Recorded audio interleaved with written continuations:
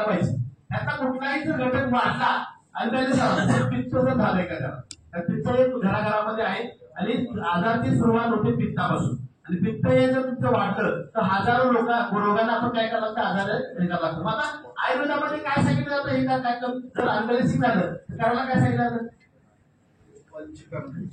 काय करायला सांगितलं, पंचकर्म करायला सांगितलं. किती लोकांनी आता पण केले पंचकर्म, 3-4 लोक आहेत. बाकीच्यांनी काय केलेलं आहे, पंचकर्म करण्यासाठी काय लागतं, पैसे लागतात ना. महिन्याला किती लागतात, 5 ते 7 हजार रुपये खर्च आहे. पण तुम्ही एकटं करा, घरातल्या सगळ्यांचं करणं पॉसिबल आहे, माहिती आहे. आज टू व्हीलर आहे ना आपल्याकडे, मोटरसायकल आहे, 4 व्हीलर गाडी आहे प्रत्येकाची, आहे का नाही, हॅलो आहे ना. तिच्या आयुर्वेद करतो का 6 महिन्यात, नाही गेली 6 महिन्यात, अगदी त्याचं किलोमीटर घेऊन ठेवतो आणि किलोमीटर दिल्यानंतर सांगतो की ह्या वेळेला तुमची आयुर्वेद करणं गरजेचं आहे. पण मला सांगा त्याचे पार्ट अवेलेबल आहेत, तरी सुद्धा तिची काळजी घेतो ना, ह्याचे पार्ट अवेलेबल आहेत काय, गेलं की मिळेल. ह्याचं सर्व्हिसिंग, ह्याची ऑइल बदली करणं गरजेचं आहे. पण आता पण कुणी केलेलं नाही. मग आयुर्वेदा म्हणतं की तुम्ही काय करा, पंचकर्म करा. शक्य नाहीये लोकांना. मग ते म्हणजे बॉडी डिटॉक्स करण्याचं काम, ते जे काम केलं जातं तेच काम जर पाण्याने केलं आपल्या, तर पंचकर्म केलेलं चालेल का पाणी पिलं चालेल. हॅलो, आवाज नाही आला, इथं जेवढा ठेवलं तेंगण वाटतं पाणी प्यायचं, डिटॉक्स करायचं काम काय करायचं, पाणी करतं.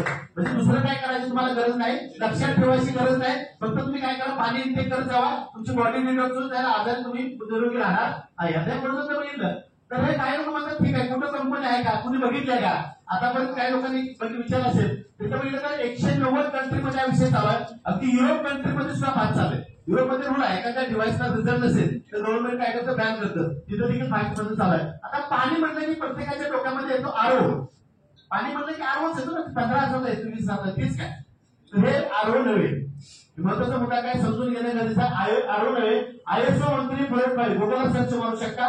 ऑपरेशन थिएटरमध्ये किंवा याच्यामध्ये इक्विपमेंटला जे वापरलं जातं, अगदी MRI मशीनला जे सर्टिफिकेशन आहे ते सर्टिफिकेट या मशीनला आहे. म्हणजे घरचा डॉक्टर पर्यंत चालेल. एका घरामध्ये जर बसवलं तर लॉंग टर्म साठी मेजर दवाखाना मागायची गरज नाही. आता यानंतर बघितलं आपल्याला सर्टिफिकेशन जे काय लागतात ते सर्व सर्टिफिकेशन आपल्याला इंडिया लेवलची कंपनीला दिलेले आहे. आता कोण जाऊन आलं का, तुम्ही गेलाय का, आता काही लोक म्हणतील गेलाय का, ते आपले सुनील चिखलीकर सर आहेत, जे पुण्याला आले होते त्या लोकांना ते भेटले. तर हे स्वतः इंदोरवरून आहेत, हे स्वतः जपानला जाऊन व्हिजिट केलेले आहे. आणि व्हिजिट करून फॅक्टरी व्हिजिटला गेल्यानंतर तिथं 24 ठिकाणी मशीन आपलं चेकआउट होतं. ओके टू टेस्टेड होऊन अदर कंट्रीमध्ये दिलं जातं. बघा मित्र, 190 कंट्रीमध्ये हा विषय चालू. किती देशामध्ये, 190. आता मला सांगा, 190 देशामध्ये जर विषय चालू असेल तर प्रत्येक कंट्रीमध्ये, प्रत्येक देशामध्ये जपानला काय करायला सांगितलं असतं, मॅन्युफॅक्चरिंग करता आलं असतं.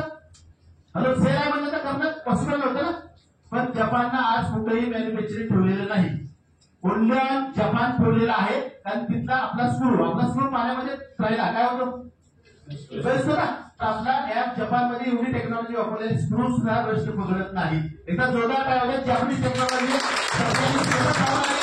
आणि पुढच्या ट्रिपला आम्ही सुद्धा जपान व्हिजिट करणार आहोत. म्हणजे आम्हाला देखील सांगता येईल की आपल्याला काही लोकांनी घेऊन जाणार आहे की चांगलं स्ट्रॉंग आहे.